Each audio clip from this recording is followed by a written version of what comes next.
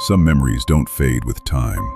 They sit quietly inside you, like a splinter buried just beneath the skin. This is one of those memories, and I need you to understand. What I'm about to tell you actually happened to me. I was 7, maybe 8 years old. I had 2 brothers. My older brother Scott was a Boy Scout, and every so often his troop would head out into the wilderness for a weekend campout. I was never allowed to go.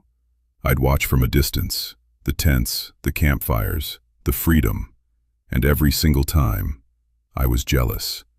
So one night, I came up with what felt like the greatest idea of my young life. We would camp in our own backyard.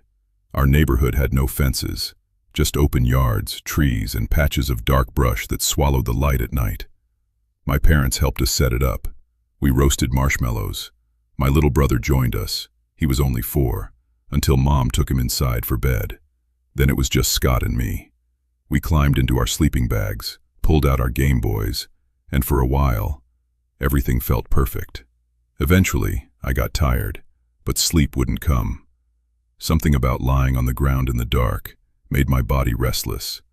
I don't know how much time passed, but at some point, I woke up. At first, I didn't know where I was. I looked around the dark tent, and then I noticed. Scott's sleeping bag was empty. He was gone. The zipper was still closed. He must have gone inside. I told myself that. But I was suddenly very alone. I unzipped the tent slowly. Before stepping out, I peeked through the opening, too frightened to just run through the dark yard without looking. And that's when I saw him. A man, sitting by the fire pit. A grown man. He was facing the tent, looking directly at me. I zipped the tent shut as fast as I could. I crawled back into my sleeping bag and pulled it over me, as if a thin piece of fabric could protect me. I lay completely still. I didn't breathe. Then, I heard the chair shift. He stood up.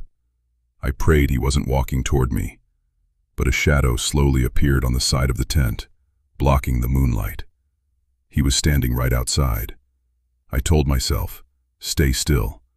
Maybe he thinks the tent is empty. Maybe he'll just leave. Then, I heard it. The zipper, moving, slowly, downward, just a few inches, just enough. I couldn't stop myself. I turned my head. There's a small gap at the bottom of most tent zippers, a place where the seal doesn't quite close. I had never noticed it before that night, but I noticed it then, because pressed against that gap was an eye, one eye, staring directly at me. I could see the white of it in the dark. I couldn't move. I couldn't scream. Then, the eye squinted, almost like a smile. The zipper moved another inch. That's when I screamed. I kicked out of my sleeping bag, knocked into the tent poles, and screamed with everything I had. Footsteps, fast, heavy, sprinted away through the yard. The back porch light flooded on. My dad burst through the door, running across the grass, shouting. But by the time he reached the fire pit, the man was gone. My parents called the police. I ended up sleeping in their room that night while officers searched the area. They found nothing. I spent weeks trying to convince myself it was over, that I was safe, that whoever he was, he wouldn't come back. I was wrong. About a month later, I was at recess at my Catholic school. We were playing some game near the fence, the side that faced the street.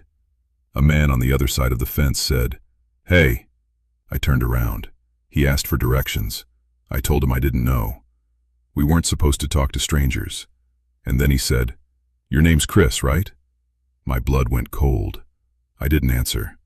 I just stared at him. He smiled slowly and said, "You don't remember me, do you?" I ran. I ran to the nearest recess monitor and pointed at the fence. But the man was already gone. One of the kids beside me confirmed they saw him too. School ended recess early that day. My parents were called. Even now, even after all these years, thinking about it makes my chest tight. Because I know, I genuinely believe, that if I hadn't screamed that night, I wouldn't be here to tell you this story. And the thought that haunts me most, the one I can't shake, is wondering whether he ever found someone who didn't scream. Stay safe out there.